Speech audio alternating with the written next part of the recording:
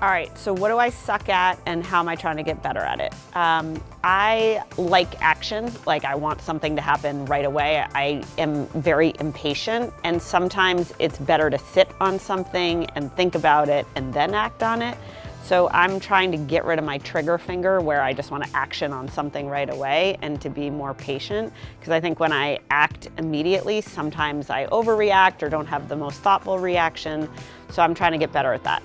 Okay, how do you get noticed and how do you start your career if you don't have all the internship background and all the stuff that it's going to take you to get to your career? Nobody knows how they're going to get into their career. Nobody even knows what their career is going to be. I don't know what I'm going to be doing after this. I don't think you know what you're going to be doing in 5 years. I don't think anybody does. But I think the best thing that you can do is to make a network, to learn from people who you think are good at things you're interested in, to wiggle your way however possible into something that is tangentially related to that thing, to work hard at it, and to be able to tell the story of what you did and why that's important, and use that to get a job every day closer to the one you want. What am I excited about at Barstool that nobody knows about? I am excited for us to do more in gaming. I'm excited for us to do more in esports. I think that we can create virtual worlds, which sounds crazy, but I think we've just harnessed the internet. I think we can create communities and societies and groups and fandoms, and I'm excited to do that more in categories that we haven't necessarily gotten into. Gaming is one of them, golf is another, esports is a third.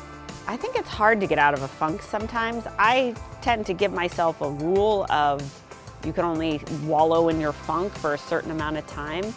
Personally, I think the best way to get out of a funk is to get perspective. So I find if you go see a friend or you talk to someone who has nothing to do with whatever you're in a funk about, your life, your work, whatever, it can just give you perspective from a different person.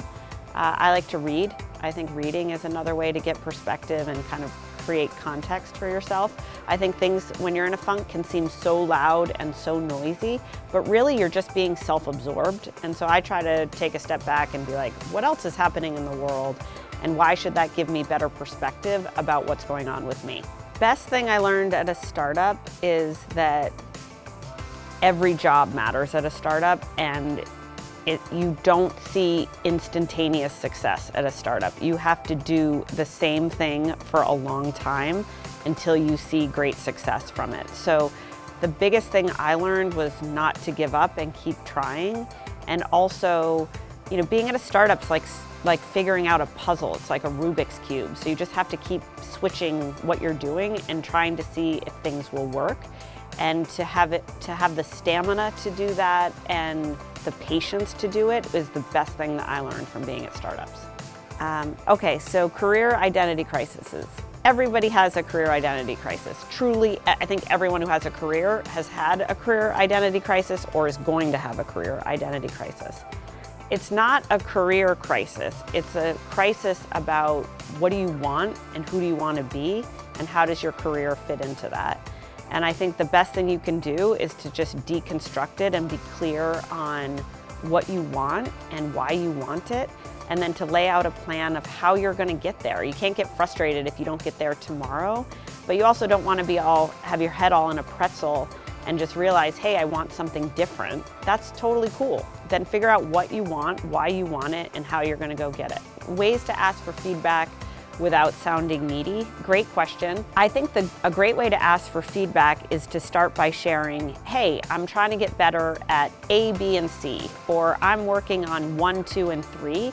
Do you have any perspective about how I can do a better job of this? Do you have any advice for advice on what I'm doing? Or if you were in my shoes, how would you tackle ABC 1, 2, 3? I think that's a great question. What's my life theme song is the question. My friend Casey and I used to play this game. Hers was I'm Every Woman, the Chaka Khan version. Mine was I'm Coming Out by Diana Ross, because I think Diana Ross is just the bomb, and she has so much energy, and she's like hopeful and bright, and she's like, I'm coming out, like I want the world to know I'm doing stuff. So that's my theme song. Who's the person behind the scenes who's had the most impact on Barstool's growth is the question.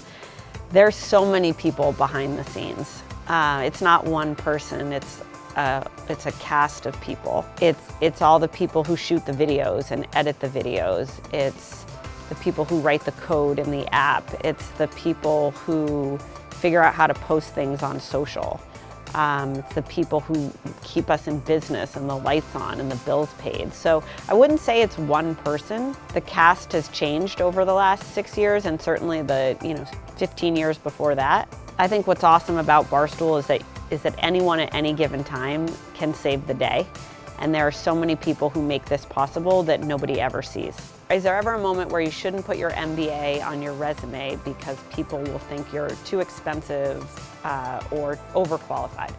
Absolutely not. Like, you invested the time to get your MBA, be proud of your MBA. You paid the money to get your MBA, so if I was your parents, and they paid for it, I'd be like, that better be on your fucking resume. I don't think you should be ashamed of having an MBA, and I don't think an MBA is code for being too expensive. I think what's really important is to articulate what your MBA helped you do and helped you learn, and how you've applied that to what you're doing today, and how you've mixed up your practical experience with your educational experience. And the unique combination of putting those two things together makes you uniquely qualified for the job. So the question is, how do you support people in the good times and in the bad times? Look, it's really easy when everything is great and everybody's winning. It's easy to feel great about things and to feel supported.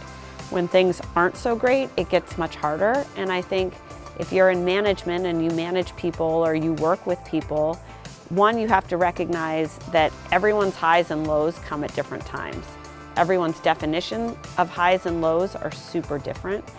And your job is to be responsive to people, to be intuitive to people, to be adaptive to what their needs are, all in the context of what you're trying to do together. So it's really easy to pat everybody else on the back when you think things are great. I think the biggest thing you can do is to make sure you understand when they think things are great, and more importantly, when they think things aren't great or when things aren't great for them. Books that are life-changing, my dad had me read The Alchemist. The Alchemist was a book that I found really inspiring.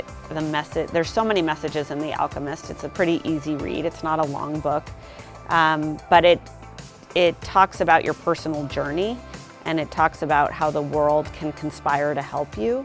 And I felt like it gave me confidence and perspective about how I wanted to lead my life.